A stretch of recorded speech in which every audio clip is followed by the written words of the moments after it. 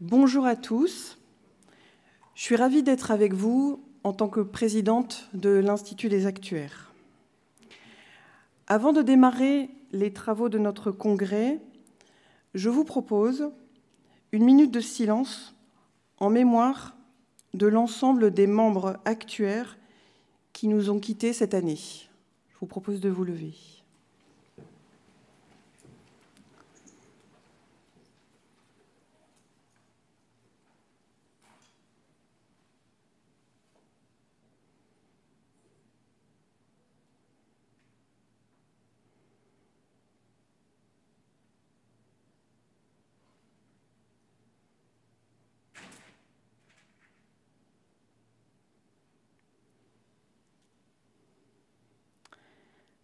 Merci. Merci d'avoir observé cette minute de silence. C'est le signe de notre respect, de notre reconnaissance, de notre solidarité envers les membres de notre association. Bienvenue à notre 22e congrès des actuaires. Nous sommes aujourd'hui, normalement, plus de 1100 participants, dont une centaine à distance. Il manque encore quelques personnes dans la salle, je vois quelques sièges un peu vides. C'est un vrai succès, une année record. Nous retrouvons largement les niveaux de participation d'avant Covid, et nous faisons même mieux. Preuve que notre rendez-vous est un point de rencontre important pour chacun. J'en profite d'ores et déjà pour vous remercier de votre présence et remercier le comité d'organisation ainsi que les collaborateurs de l'Institut sous la houlette de leur directeur pour la qualité de la préparation. Je voudrais remercier également nos sponsors les plus fidèles et accueillir avec grand plaisir les nouveaux arrivants. Je suis certaine que nous allons passer une excellente journée. Je félicite d'ores et déjà, avec un peu d'avance, nos intervenants pour la qualité de leurs futures interventions, car je suis sûre qu'au terme de la journée, vous serez bien évidemment d'accord avec moi. En ce 22 juin, 22e congrès des actuaires, nous avons aussi le privilège d'accueillir Micheline Dionne, présidente de l'Association actuarielle internationale, qui nous fait l'honneur de sa présence et qui viendra me rejoindre un petit peu plus tard. Ce congrès est placé sous le signe de la durabilité, avec l'ensemble de ses enjeux et défis. Vous l'aurez compris, avec notre thème « Durabilité », enjeux singuliers, défis pluriels. La singularité des enjeux nous saute aux yeux chaque jour, un peu plus, depuis quelques années, avec le caractère visible d'un certain nombre de problématiques comme le réchauffement climatique, la sobriété énergétique, les événements climatiques. Pour autant, la pluralité des défis est bien évidemment importante, que ce soit au niveau de nos comportements, de nos investissements, de nos moyens de locomotion et bien sûr de la recherche. En tant qu'actuaires, et pour la plupart d'entre nous dans le secteur de l'assurance, nous avons un rôle majeur et particulier. Le développement durable est un développement qui répond aux besoins du présent sans compromettre les capacités des générations futures. Et ce que j'aime citer Antoine de Saint-Exupéry qui dit « Nous n'héritons pas de la terre de nos ancêtres, nous l'empruntons à nos enfants ».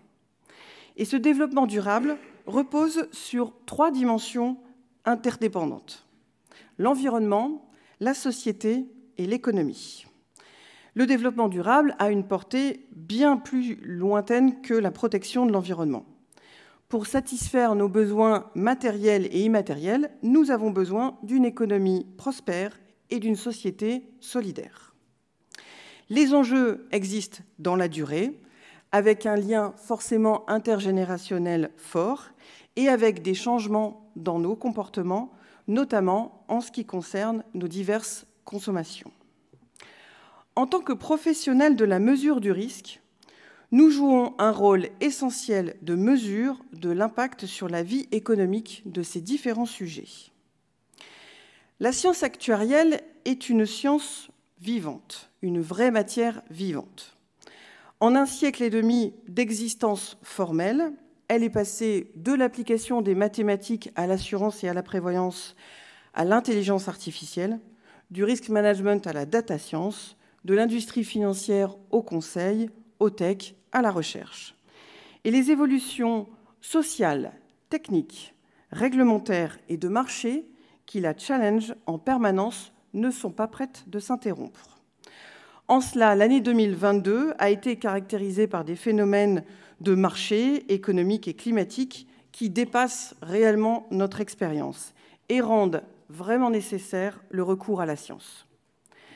Notre profession doit y prendre pleinement toute sa place et la richesse de nos activités au sein de l'Institut au cours de cette année 2022-2023 démontre et conforte notre ambition afin de s'y préparer au mieux. Et j'y reviendrai un petit peu plus loin. Notre devise « Éclairer les risques, tracer l'avenir » prend également ici tout son sens dans ce contexte. Notre rôle d'anticipation, la prospective, est plus que jamais nécessaire. Même si nous avons des techniques de projection depuis très longtemps et que des risques nouveaux à une époque ont existé dans le passé et ont été appréhendés de manière précise, les incertitudes du monde d'aujourd'hui nous obligent à nous adapter non seulement à l'environnement, mais aussi aux nouvelles techniques. Anticiper en univers incertain devient clé. L'interdépendance évoquée dans la durabilité est plus que jamais un enjeu. Notamment, les risques associés au changement climatique ont de nombreuses facettes. Pour ne prendre qu'un seul exemple, les émissions de CO2 amènent au réchauffement de la Terre, qui, à son tour, a des conséquences allant bien au-delà du climat, pour toucher à l'alimentation, à la biodiversité, à la disponibilité de l'eau, bref, donc à terme, à la santé publique. Dans ce contexte, pour effectuer des mesures d'impact, il nous faut des données, des observations que nous n'avons pas forcément de manière native et que nous devons construire avec d'autres disciplines, avec l'aide de climatologues, de géographes, d'épidémiologistes, d'experts de la biodiversité. Nous avons donc un enjeu d'ouverture multidisciplinaire avec des nouvelles méthodes de travail. Pour mesurer, nous disposons de nos techniques actuarielles, de statistiques bayésiennes ou encore de théorie des valeurs extrêmes, mais aussi désormais d'intelligence artificielle générative que nous devons appréhender. Il sera important également de veiller à conserver notre sens de l'intérêt général en nous engageant dans l'utilisation de ces techniques. Car bien au-delà de la mesure et de l'anticipation, il s'agit également de permettre la construction d'un futur meilleur pour les futures générations. C'est une opportunité et une responsabilité de faire quelque chose de nos compétences, de nos connaissances pour construire ce futur. Et pour cela, nous devons continuer à nous ouvrir aux nouvelles techniques, aux nouvelles disciplines, peut-être aux nouvelles mesures pour répondre aux défis. Car au-delà de la mesure du risque, les objectifs sont bien de trouver des solutions et sans doute des nouvelles idées de partage des risques, incluant des nouvelles propositions de mutualisation, des partages publics-privés et une association avec un ensemble de mesures de prévention. C'est un enjeu majeur de pédagogie et de communication. Et je reciterai une nouvelle fois Antoine de Saint-Exupéry qui nous dit « Pour ce qui est de l'avenir, il ne s'agit pas de le prévoir, mais de le rendre possible ». Que cette journée vous apporte des éléments pour agir ensemble et rendre possible. C'est le rôle d'une journée comme celle-ci. Je profite de ce moment pour vous faire part aussi d'un peu d'actualité de l'Institut. L'année écoulée, avec le conseil d'administration, a été riche en initiatives, prises de dossiers, comme en poursuite des travaux déjà initiés dans le passé. Tout d'abord, le conseil d'administration a souhaité travailler sur l'attractivité de notre métier et notamment vis-à-vis des plus jeunes. Cela se traduit par la participation à des vidéos de promotion du métier, à des salons de l'étudiant et bien évidemment la création du Club des jeunes actuaires dont la première conférence vous est proposée en fin de ce congrès. Et plus récemment, des initiatives autour de l'accueil par des petits déjeuners pour les nouveaux associés. Cette année 2022-2023 est également marquée par des travaux pour le conseil d'administration sur 2 sujets importants, les statuts de notre association et les filières de formation. Ces 2 sujets feront d'ailleurs l'objet de présentations en Assemblée générale le moment venu. À travers ces travaux, les travaux sur les statuts doivent permettre de disposer d'un texte adapté à notre mode de fonctionnement. En ce qui concerne les filières de formation, le Conseil travaille sur le processus d'accréditation de nouvelles filières dans le respect de nos statuts et de l'excellence actuarielle. Il est à noter d'ailleurs la difficulté à attirer des profils vers les sciences, ce qui nous touche à plus ou moins long terme. Dans ce cadre-là, l'Institut s'engage pour la promotion des maths via le collectif Maths et Sciences, qui agit pour faire revenir les maths au premier plan, et notamment auprès des jeunes filles. C'est aussi une manière importante dont s'exprime notre engagement pour la diversité, en plus du respect de la charte d'égalité femmes-hommes et des actions soutenues du club actuel. Nous continuons par ailleurs à effectuer nos travaux sur des sujets techniques avec notre rôle d'intérêt général, notamment en ce qui concerne la publication du nouveau guide sur la durabilité ou la participation à la consultation sur l'assurance du risque cyber. J'en profite pour remercier l'ensemble des membres bénévoles investis dans les nombreux GT, commissions, et qui fournissent un travail remarquable.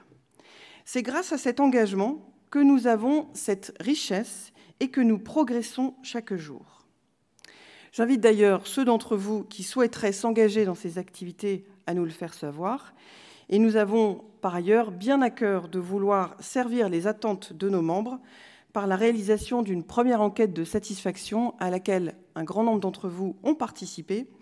Et nous serons bien évidemment très attentifs aux attentes. Nous avons d'ores et déjà remarqué l'intérêt pour des rencontres en présentiel de networking, finalement comme celle d'aujourd'hui. Enfin, et pour terminer, je tenais à souligner encore une fois l'excellence de notre actuariat, en demandant notamment à Thomas Herbin, qui est le premier champion de la Coupe du monde des jeunes actuaires, à venir me rejoindre avec Micheline Dion, présidente de l'AAI. Je vous remercie de les accueillir.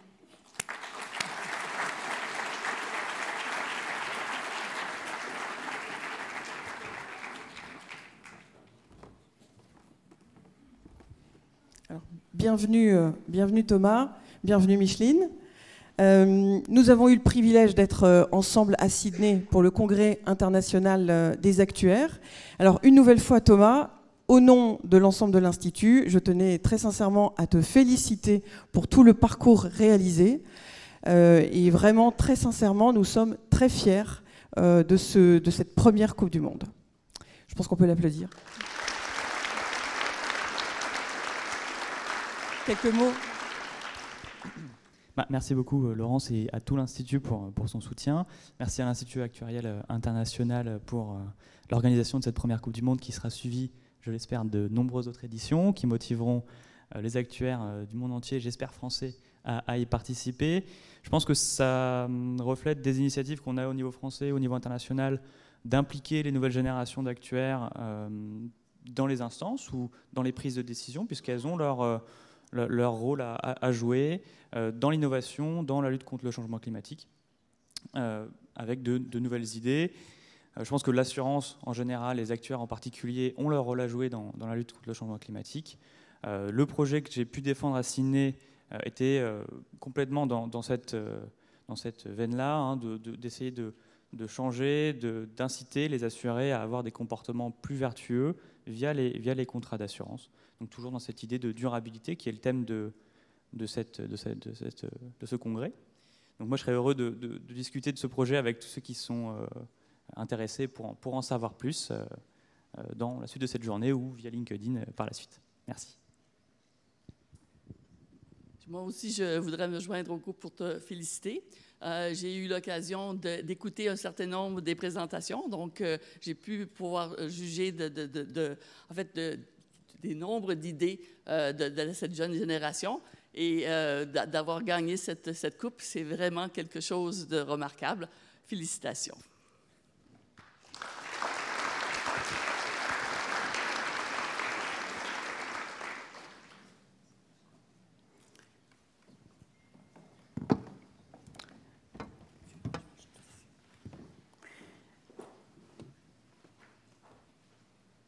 La durabilité est un sujet qu'on a largement aussi évoqué au Congrès international à Sydney. Et donc maintenant, j'ai le plaisir de laisser Micheline Dion, présidente de l'AAI, venir nous en dire un petit peu plus.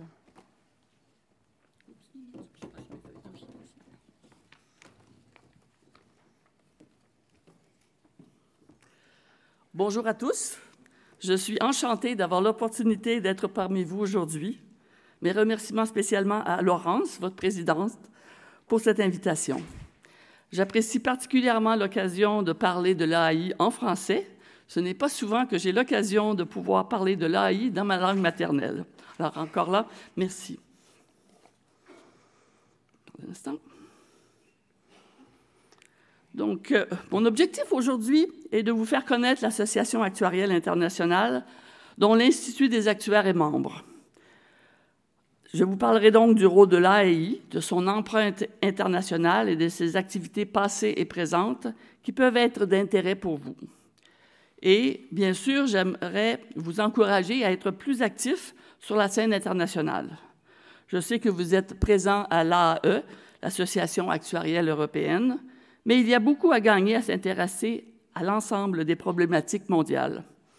Avec les changements climatiques dont on vient de parler et la récente pandémie, on voit bien que notre planète est plus petite qu'on le croyait et que les problématiques voyagent beaucoup plus rapidement d'un continent à un autre et que nous avons besoin d'apprendre des uns des autres.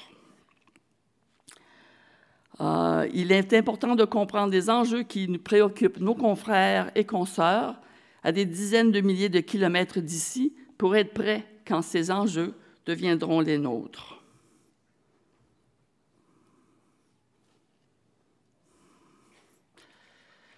Donc, qu'est-ce que l'AAI? L'AAI, c'est une association d'associations qui regroupe plus de 100 associations actuarielles à travers la planète. C'est une association de bénévoles avec plus de 800 bénévoles actifs. Dans la dernière année, nous avons eu plus de 300 rencontres virtuelles de comités et groupes de discussion. Nous avons aussi eu 2 rencontres en présentiel cette année, dans la dernière année, et la plus importante vient tout juste de se terminer à la fin de mai à Sydney, en Australie, comme vous le disait Laurence. La France y était représentée par votre présidente, Laurence Beaudoin, votre représentant officiel à notre conseil, Thomas Béard, ainsi qu'un certain nombre de participants au comité et forum. En fait, la France est membre titulaire de l'AAI depuis sa création en 1995 dans sa forme actuelle de regroupement d'associations. Vous avez été accepté comme membre, considérant le sérieux de votre code de conduite et de vos exigences de formation. L'objectif de l'AAI est d'encourager la présence d'actuaires qualifiés dans toutes les régions du monde. Nous accueillons de nouveaux membres titulaires chaque année et le dernier en liste, en tant que membre titulaire, a été l'Équateur. Pour avoir une meilleure idée de l'AAI, voici une carte représentant les diverses associations membres. Les pays en orange sont ceux dont l'association locale est membre titulaire à l'AAI. En bleu, vous avez les membres associés qui aspirent à devenir membres titulaires et travaillent à améliorer leurs qualifications. Comme vous pouvez le constater, la présence d'actuaires est assurée en Amérique du Nord, en Europe, en Asie et en Océanie. Nous avons accueilli plusieurs nouvelles associations sud-américaines dans les dernières années, comme en fait foi la récente addition de l'Équateur. L'Afrique aussi fait des progrès et nous devons de continuer à les encourager.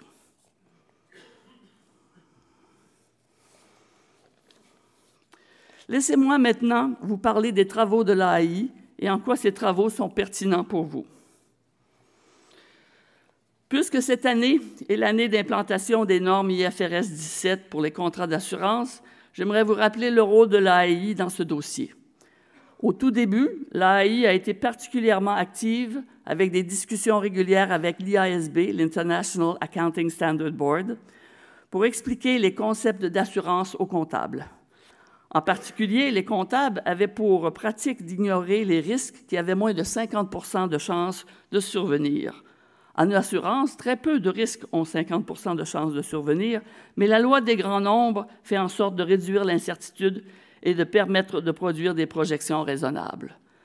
D'un autre côté, c'est-à-dire, chaque juridiction avait sa propre approche actuarielle, ce qui n'était pas approprié dans le contexte de l'économie globale. Nous avons donc appris l'un de l'autre. La norme IFRS 17 adressait le désir de normaliser la pratique comptable, mais présumait que la pratique actuarielle serait encadrée. C'est ainsi qu'est né le modèle de norme internationale de pratique actuarielle, la NIPA 4, qui supporte le travail de l'actuaire dans le cadre des travaux de IFRS 17. Au principe inclus à la NIPA 4, s'est ajoutée une note éducative, l'IAN 100, qui propose des exemples d'application. Tout ce matériel et les monographies qui l'accompagnent sont disponibles à tous sur le site www.actuaries.org sous l'onglet « Publication Papers ».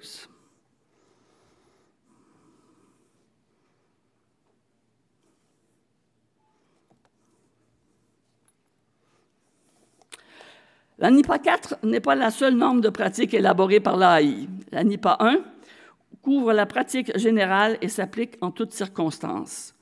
Pour les actuaires en régime de retraite, il y a la NIPA 3 qui est associée à la norme IAS 19 de l'IASB, les NIPA 5 et 6 à la gestion du risque, la 7 aux estimations courantes en lien avec les normes de capital de l'International Association of Insurance Supervisors, et une 8e norme a reçu le feu vert à notre conseil à Sydney et sera développée pour accompagner les normes IFRS S1 et S2, normes de divulgation. Oui, c'est ça. En effet, les normes de divulgation sur les changements climatiques et la durabilité demanderont d'évaluer les risques et de faire des projections dans le futur. Aucun doute que cette divulgation sera en ligne avec les compétences des actuaires.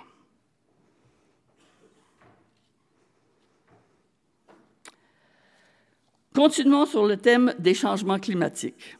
L'AAI a déjà développé 6 papiers sur le sujet pour sensibiliser les actuaires sur l'importance de tenir compte des risques reliés au climat, qui, en passant, viennent s'immiscer dans la majorité des responsabilités des actuaires. L'évaluation des engagements financiers, la tarification, l'évaluation et la sélection des actifs, la gestion des risques, les plans d'affaires et bien sûr la divulgation de ces risques. Chaque papier traite d'un de ces sujets, est facile à lire, soit entre 15 et 40 pages selon la complexité du sujet, et chacun est accompagné d'une bibliographie pour ceux qui veulent pousser plus loin. Je vous signale en passant, dans le 2e papier, qu'on explique les conclusions scientifiques serviront de base aux projections et leur degré de rigueur. Avec tout ce qui se publie sur le sujet, nul doute que vous apprécieriez pouvoir compter sur une telle synthèse.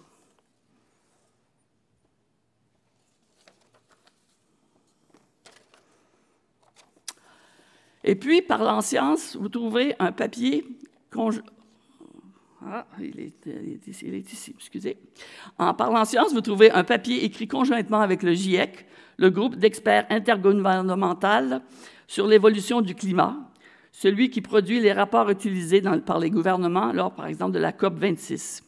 Le GIEC a pris le temps de s'asseoir avec nous, actuaires, pour comprendre notre travail, la terminologie que nous utilisons et les risques qui nous intéressaient le plus. À la fin de ce papier, ils nous donnent accès à leurs données par région du globe, incluant les données sur les événements extrêmes. Un bel outil qui veut des données pour comprendre les différents risques.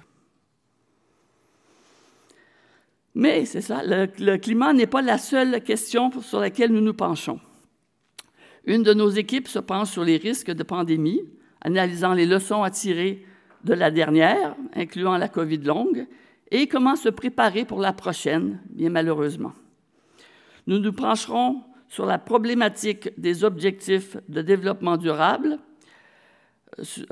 incluant l'accès à la protection d'assurance, les inégalités sociales et les besoins fondamentaux des milliards d'humains sur Terre. Évidemment, pas tous ces sujets, nous en choisirons quelques-uns, les plus pertinents à la pratique actuarielle pour mieux les approfondir. Nous regardons aussi les défis que toutes les associations d'actuaires ont, ou presque toutes, et Laurence vous en faisait mention, de recruter de jeunes actuaires et de leur donner la formation pour les défis à venir, qui seront sans doute plus complexes que les défis que les plus vieux d'entre nous ont eu à relever. Quant au thème de l'eau, je vous reviens là-dessus à la toute fin. Tous nos projets sont tournés à la fois vers les besoins des actuaires, mais aussi tournés vers les organisations internationales avec lesquelles nous contribuons. Voici donc un éventail de ces organisations internationales, particulièrement celles avec lesquelles nous avons une entente de collaboration. Nous concentrons nos travaux, nous commentons leurs travaux au nom de tous nos membres pour leur donner notre éclairage d'actuaires et nous promouvons la qualité du travail des actuaires, la qualité de votre travail. En plus des activités que je vous ai décrites, nous avons des forums de discussion auxquels vous pouvez vous joindre au nom de votre association. Nous avons aussi des groupes qui se réunissent pour discuter des connaissances actuarielles sur une base individuelle et non reliée à leur association professionnelle. Une de leurs missions est de faire des colloques auxquels les membres et les non-membres peuvent assister. Parlant de ces colloques, le prochain colloque se tiendra à Bruxelles cet automne, du 22 au 26 septembre, et j'espère qu'on vous y verra. En conclusion, il ne manque pas de sujets intéressants à explorer pour les actuaires. Notre monde est en pleine mutation et ces changements demandent qu'on prenne en compte dans notre modélisation leur future trajectoire et les risques qui en découlent. Dans cet environnement, il devient de plus en plus difficile de travailler en silo. Participer aux travaux des comités de votre Institut des actuaires vous permettra de voir plus grand et plus loin, telle une bouffée d'air frais, au travers de vos projets récurrents quotidiens. Cet air frais est source d'énergie et d'inspiration. Si vous n'êtes pas déjà membre, je vous suggère d'essayer. Vous verrez, et même vos employeurs s'en rendront compte.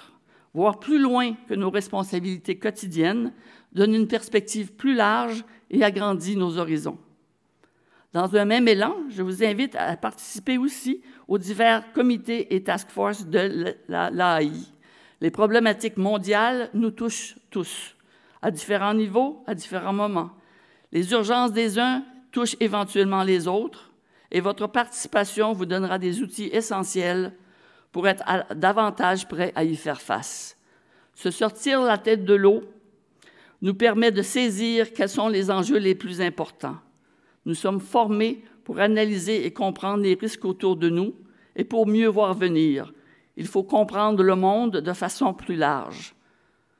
Et par la même occasion, vous pourrez bâtir des liens avec des actuaires d'expérience de divers horizons ayant des problématiques complémentaires. Plus près de vous, cela vous aidera à comprendre pourquoi certains marchés, spécialités ou employeurs privilégient des approches différentes. Je vous invite donc tous à considérer participer plus activement aux activités de votre institut et pourquoi pas à celles de l'AI. L'AI ne saurait être complète sans une participation active de vous, la France. Dans les sessions qui suivront, les panélistes aborderont les thématiques reliées à l'eau. Voici un sujet qui mérite réflexion. J'ai bien hâte d'écouter avec vous leurs perspectives, car c'est un sujet sur lequel l'AAI a décidé, à sa dernière réunion du Conseil, d'y consacrer un task force. Ce task force, présentement en formation, étudiera la question avec un mandat bien précis au cours des 3 prochaines années. Donc, avis aux intéressés dans la salle. Je voudrais vous remercier de votre attention et au plaisir de vous voir nombreux à l'international. Merci beaucoup.